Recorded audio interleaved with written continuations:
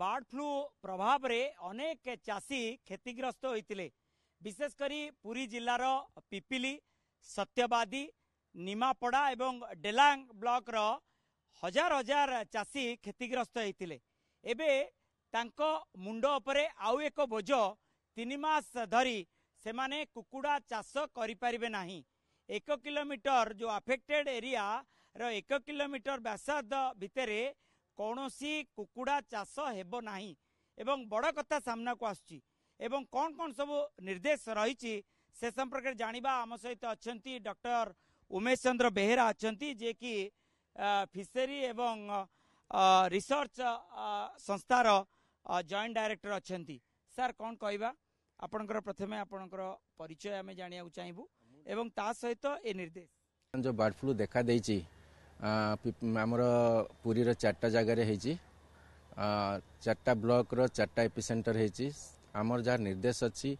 आमर जो infected zone अच्छी 0 रु 1 किलोमीटर पर्यंत से भितर कौन से प्रकार दुकान खोली पारिबनी कि कौन से जिनस के खाई पारिबनी सबुतक जतिक बर्ड्स अच्छी आम ताको कलिंग करिकी ताको ऑलरेडी पोती देइछु पोती कलिंग करिकी पोती सारिछु एवं एबे आरंभ होइछि बर्तमान आरंभ हो सर्विलांस चाष मत बंद के चाष भी कर परिबेनी कुकुड़ा के जो पर्यंत सेटा फ्री जोन डिक्लेयर न होइछि से पर्यंत आमर चाष हो पारिबो नाही। तो वर्तमान बाकी जो रहिला 1 रु 10 किलोमीटर व्यासार्ध भीतर सर्विलांस जो रहिला सेइथरे आपण मानकर जो पर्यंत आमर सर्टिफिकेट दिया जो सैनिटेशन सर्टिफिकेट दिया जब कलिंग हला पर सब सरला पर सैनिटेशन हला सब तक फार्म तापर गोटे आम सैनिटेशन सर्टिफिकेट दौचु से पर्यंत से दुकान बाजार बंद रहिबो। 1 टू 10 किलोमीटर जो व्यासार्ध सर्विलांस एरिया सेठी मध्य दुकान बाजार रहिबो बंद रहिबो एवं चाष मध्य बंद रहिबो। हाँ वर्तमान एबे ऑलरेडी आमर सैनिटेशन सर्टिफिकेट दिया जाइए से 1 रु 10 किलोमीटर भितर दुकान खोला ही पारिबो एवं सेठी आपणकर लोक खाई पारिबे मध्य किछ असुविधा नै माने आपण कहया कथा 0 टू 1 किलोमीटर पूरा पूरी चाष बंद एवं 1 टू 10 किलोमीटर व्यासार्ध भितर सेठी चाषबास समस्त करि पारिबे। हाँ बर्तमान करि पारिबे किंतु सेठू कोनोसी बार्ड बाहर को जीवनी किंबा बाहर बार्ड भीतर को आसीबो नाही जे पर्यंत सेटा को फ्री जोन डिक्लेयर हेने आमर 4टा फेज रे जीव भोपाल जीव टेस्ट हवा पई सैंपल्स गुडा को पठाबो 4टा फेज रे 15 दिन इंटरवल रे तो सेटा जदी नेगेटिव बाहरिला ताहले आमे सेठी फ्री जोन बोली डिक्लेयर करि परिबा एवं चाष आरंभ करि परिबा। सर कहंतु जे किबळी भाबे से चाषी माने आर्थिक सहायता सहयोग पाई परिबे जदी एभली 3 मास धरी तांकर चाष बंद कर दिया जिवो तांका परिवार प्रतिपोषण केमती करा जिवो। भल प्रश्न पचारे किंतु बर्तमान जेहेतु बर्ड फ्लू गोटे संक्रामित रोग एवं मनीष को मध्य हबार संभावना अच्छी से दृष्टि रखी आमर जहाँ गवर्नमेंट ऑफ इंडिया गाइडलाइन अच्छी से फॉलो करके आम करुचे 1 रु 1 किलोमीटर भितर जेती कुकुड़ा मरा जाइए तापाई कलिंग पाई जेतिकी पैसा तांको दबा कथा छोट कुकुड़ा को 20 टंका एवं बड़ कुकुड़ा को 70 टंका एवं जोटा लेयर फार्म जोटा अच्छी बड़ कुकुड़ा ताको 90 टंका हिसाब से दिखाई एवं दाना किलो को 12 टंका हिसाब से दिखाई अंडा गोटे को 3 टंका हिसाब से दि जाइए एवं जोटा 1 टू 10 किलोमीटर जो सर्विलांस एरिया रे सेठी मध्य जेहेतु से माने बाहर को सप्लाई करि परिबे नाही एवं भितर को आसी परिबो नाही सेठी मध्य चाषी प्रभावित हेबे तेणु उभय 0 टू 1 किलोमीटर एवं 1 टू 10 किलोमीटर उभय को आर्थिक साहाय्य 3 मास धरी किछि करा जिवो ना बर्तमान सुधा किछि सरकार सेमती कोनोसी हमको आसी नाही निर्देश आसी नाही तेणु करी ता ऊपर एबे टिप्पणी देई हेबो नाही एवं सबटु बड़ कथा हला जो 1 टू 10 किलोमीटर जो व्यासार्ध भितर सर्विलांस एरियाटा रही सेठी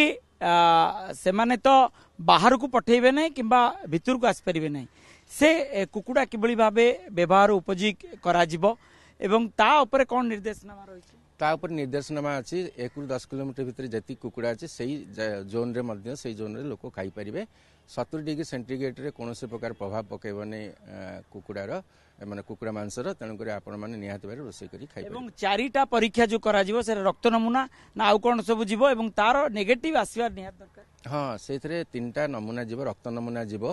ଆଉ କ୍ଲୋଇକାଲ ସ୍ୱାବ ଯିବ ଆଉ ଆମର ଅରୋଫାରେଞ୍ଜିଆଲ ସ୍ୱାବଟା ଯିବ। ତାର ନେଗେଟିଭ ଆସିଲେ ହିଁ ଚାଷୀ ଚାଷ କରିପାରିବ। ହଁ, ତାର ନେଗେଟିଭ ହେଲା ପରେ সেটা ফ্রি জোন ବୋଲି ডিক্লেয়ার হব। ডিক্লেয়ার ହେଲା ପରେ সেটি ଚାଷ যদি কিছু পজিটিভ আসে, পজিটিভ আসলে পুଣି আউথরে ଗୋଟେ এপিসেন্টার হব, পুଣି তার 1 কিলোমিটার ভিতরে কলিং হব, পুଣି 10 কিলোমিটার 1 ରୁ 10 কিলোমিটার যেମିତି সর্ভিলান্স জোন ହେଇଛି সেই ভଳିଆ କରାଯିବ। স্যার ইয়ে এই সময় ভিতরে ସେମାନେ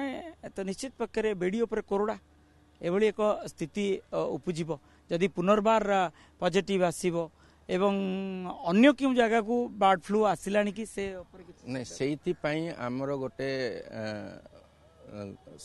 ରାଜ୍ୟ ସରକାର ଏବଂ ଆମର ଡିଷ୍ଟ୍ରିକ୍ଟ ଆଡମିନିଷ୍ଟ୍ରେସନଙ୍କର ମିଳିତ ଇଏରେ ଗୋଟେ କରାଯାଇଛି ଏସ୍ଓପି ଯେ କୌଣସି କୁକୁଡ଼ା ଆମର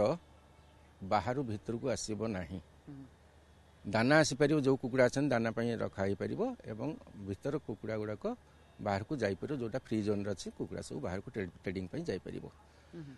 ତ ଏତିକି ହିଁ ଆମେ ବର୍ତ୍ତମାନ ଆମେ ଇଏ କରୁଛେ, ଯେହେତୁ ଆମେ ଚାହୁଁଛେ ଯେ ଏଇ ଜିନିଷ ଗୁଡ଼ାକ ସ୍ପ୍ରେଡ୍ ନ କରୁ,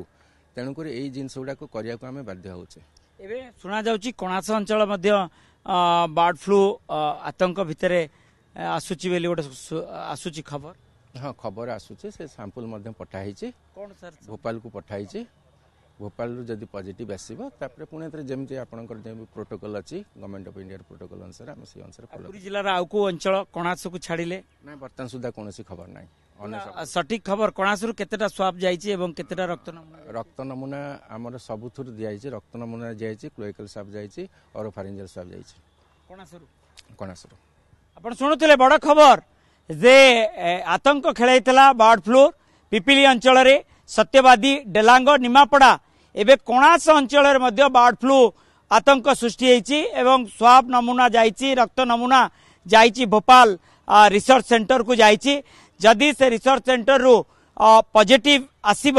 ତାହେଲେ ନିଶ୍ଚିତ ପକ୍ଷରେ ଯେଉଁଭଳି ଭାବେ ପିପିଲି ଅଞ୍ଚଳରେ କଲିଂ ପ୍ରୋସେସ କରାଯାଉଥିଲା ଏବଂ ସମସ୍ତ ବାର୍ଡକୁ ପୋତି ଦିଆଯାଉଥିଲା, ସେଠି ମଧ୍ୟ ସେଇଭଳି ପ୍ରକ୍ରିୟା କରାଯିବ।